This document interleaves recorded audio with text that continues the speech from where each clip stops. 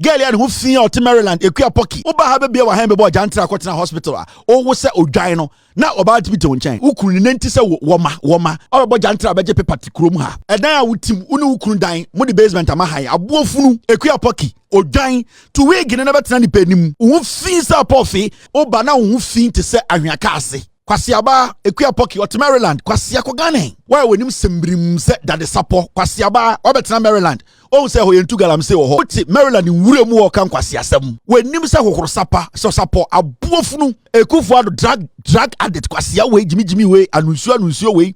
oninemu abedi president enkwasiafo na de maaye jo abusuya yentoa so enko yanim na Kelvin Taylor abeso ejane de agu journalist fo bi so echire mu se Ghana anya yie na ne Ghana atete na san apansam awie ntontodiem te samwako ne adu Ghana nko nanim nyina ne ye a journalist fo bi odi kan bobo mudin wo previous video na yedi kan ehwe baaye no na ene Kelvin semu no ochire mu se Ghana anya yie nyina gina Ghana mampani nana adodankwa Akufo-Addo ene papa yi wanfa nche no edi na tema brutal na ne nema bebiri na ekoso wo man kronkron Ghana mu ha ene ne MPP Ghana yeto aba etiom na no da 7 December abatu ni mu no ene wo ha yes gold bi akwakwhye ha wo ha yes we ko ha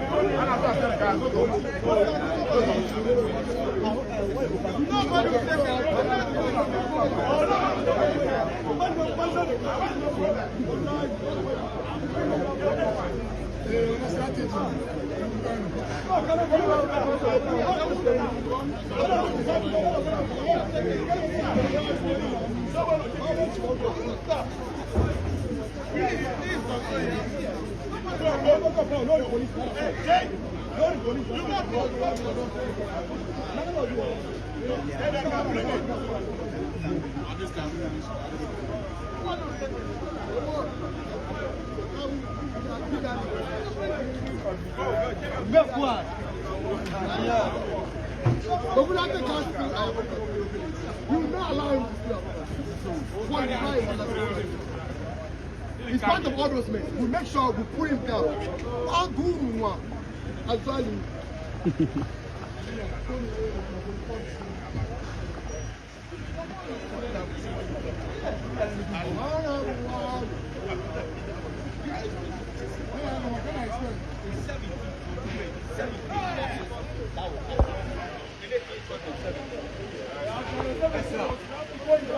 ene mafuni maboni na ekoso wo man kronkron magana mu ameno namso Kelvin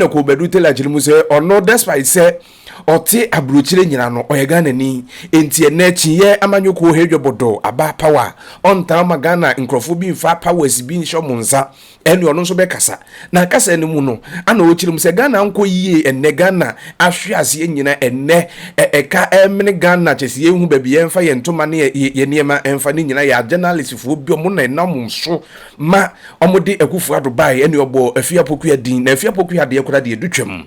abrantie ya nhwe nyankopon anim ne bonzam atiko ene wa so ejane de agusis da isu jire mu se sister yi one no wo kurodua mu ne America ode ene omonsi kurodua we mu na Kelvin kasem na o jire mu se on tra ho ma eye a journalist fo bi emfa power enhwe mu nsem emegu eye NDC chiya manyoku ene mampani Ghana ya to ne so aba eye yewura John Dramani Mahama omumegu ne ho fi ono so be ko age NDC na bibia tumi awie pe na ene ensem de Kelvin wakabi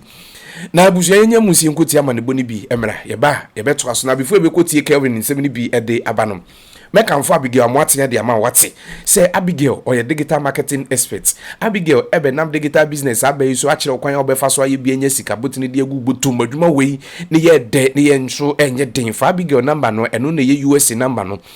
start +1 fa testing WhatsApp no ne Abigail mbonko twetwe nkomo beto ne boase akire dwumadie ni so na wabeka busu yakuo yi hu titiru ye mo amo amanone mo amo Europe Canada US ene akirichiri ne benche ye UK mo fa Abigail number no ne mbonko nkomo adwuma we betumi abe your side job however you find yourself so you hu ka adwuma we aben adwuma wa wo ye wo adwuma we betumi control wo phone and so laptop so na bibia tumi dimu visiting website www.amwatinabigonline register with no phone number beto no boas ya contact you na bibia no etumi akoso de amamenu mienu abusia yenya munsie nkoti Kelvin nsem ni bi emra no abegina TV so na Paul Jimmy we are on pass exams bi on abrabo mu china ka say Joyce Bauer call Musa Dankwa the PhDs are doing Kwasia for the PhD Akufo-Addo achichidie Kwasia mpenyi we are third class student economic student Akufo-Addo drug addict Kwasia we Jimmy we anunsuo we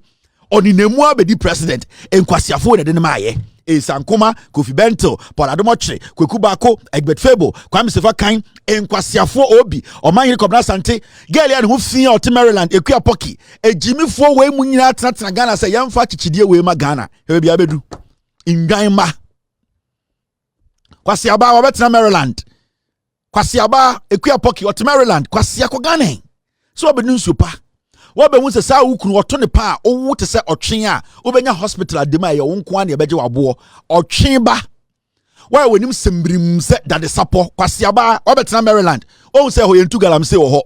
na wo do Kwasia na won Kwasia tribe tete TV so ni radio so Ghana ka che Ghana for se ye ne atia broche keka Kwasia asem uti Maryland nwure mu wo kan Kwasia asem wenim se hohoro sapa so sapo abuofunu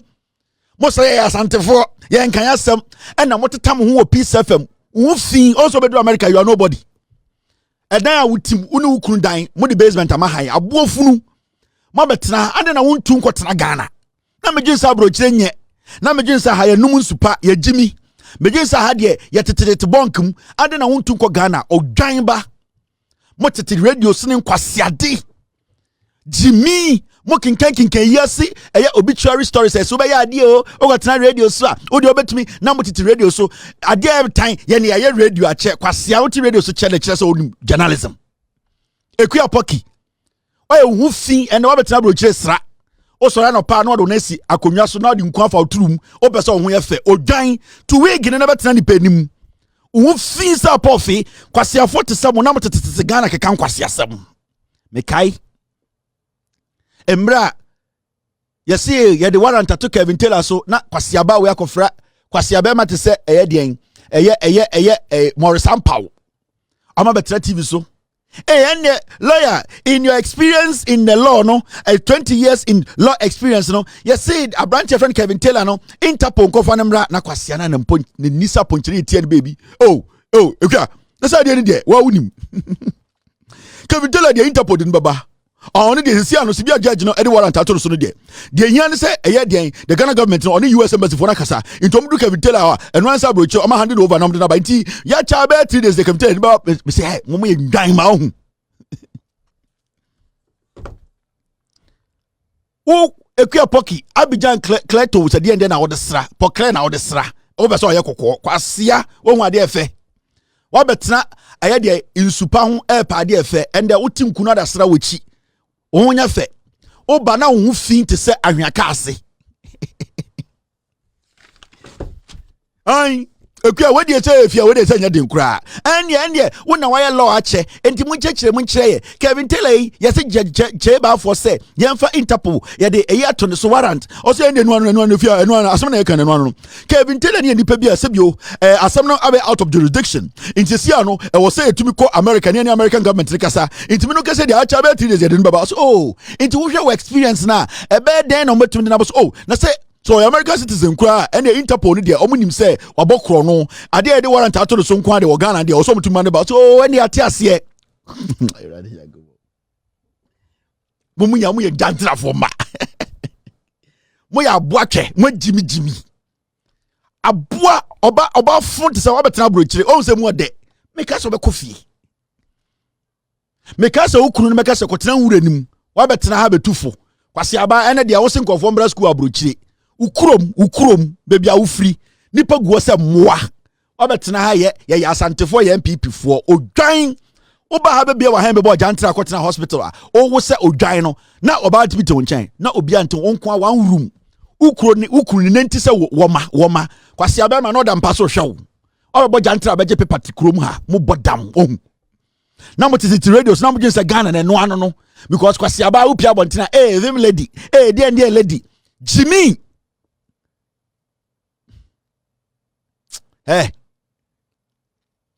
mo ayila la da mo di TV so mai say moama ye kan sama je Ghana upe me krama aduane odi kura e o Ghana na enso mentumi fa mfidi me kraman na wote sa edanfo na akwa na sini mom ehye tokuro bi muteta wo ho ka ho na ye ne Vim Lady na ye de Peace FM Kwasia ba so betra di pam ye dide na me dwinse mo ba anka mo baba me ye DC assemblyman na me dwinse mo ba bo me din na nka me besa mo ye mema ne ma anka mo ba krom a na mo age mic na mo bo me din ka bo se krom wo captains wa ha oba be se bonkum din anana nje won ya Vim Lady no me dwinse nka be political show wona nka me si edwuma bi ni wo betuma ya wa che pan comfort edwuma be na we share and the pokre na also na pa na do na esi akonwa tiri so na wo for asrem ade am pesa me ye fe na me kotena TV so Ghana fo hu se meti Adom-Otchere pete Afia Pokua pete ufin abusia na Kelvin en 70B eno no ene se na mdi kan no na 70B kura wo ho so onto sebe se na eburu sebe empredu asa wo ye Kwasia ono de bema wo Kwasia ene Afia Pokua de waje po Adom-Otchere ene hwan mu nyina ene obi age ne de Kwami Sefa Kayi obi age ne de omo Kelvin echiri mu se omo ne no mosoma Akufo-Addo aba power ne Ghana atete na asan apansa mawie ntontodim te se amako ne aduru tie ne isi wo hoyi enigeje ni accident no asoja ede ego muso a na ni nyina mu no so mfo dan Kwasi Prince yani edi akiri ye bekoso de ni edi nsem na akiri ye betofo bi aba no ye be mahwefo ne etifo nso ehu de ko mesere so ba no subscribe na busia na tumi akoso ay kesina before me jam am yakono mekanfo Characteristic Company Limited in reference is amesha zaji capsules so de amount say ebe infection bacteria si bi abegi ni pedua na kenten so oba edu mfichi kwachi a oti ya woti pain se wase fiduan bro no so bi atumi te onkase wa konfichi kumu a kwaje impenifo ndo bi infertility ulcer prostate problems oba edu eye umfichi kumu a unhu ano moja echese eba no na eba to 2-3 days na etwa kwaje impenifo ndo bi na zaman capsules ye memedru tatahwe a eba sisi ya de sexual weakness low sperm count ya de abebija oso emma enne ofre match ofre oyere okomutwi wa kanchema ewo mpemu a health nkeja na ho asane agufuma kwaje zaman capsules na omuhindi eba mesha no so ba malaria fever typhoid diabetes so blood pressure na ade taikosra wadru no na edroi fdi ahwemaje atum se ye open do to akọ pharmacy herbal stores bi ebenwa unsa ebeka mpenifo ndo bi efrem dan Kwasi Prince Macron